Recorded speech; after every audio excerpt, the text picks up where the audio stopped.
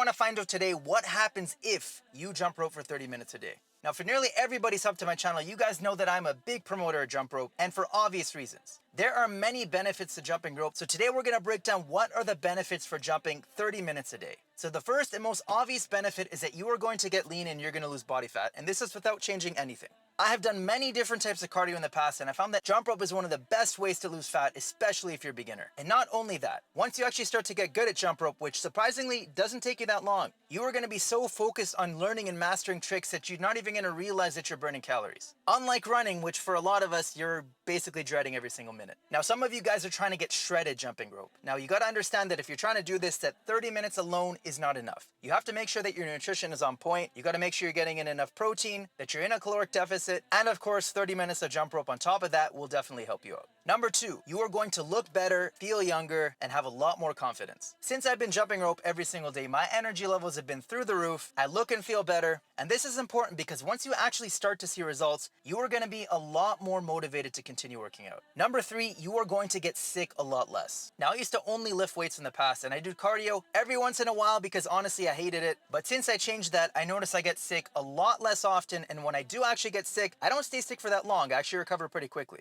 And number 4, and most important, is that it's actually fun and ultimately what's going to get you results. Most people do not like exercise because they can't find something that they enjoy. And let's be real here, if you don't like it, you're not going to stick to it. You have to find something that you at least somewhat enjoy in order to stay consistent. So if you're one of those people that does not like exercise, or you enjoy weight training and always skip cardio, give jump rope a try. I was one of those people that hated cardio, but since I started doing jump rope, I actually enjoy doing cardio more than I do lifting weights. So give it a try and you guys might be the same way.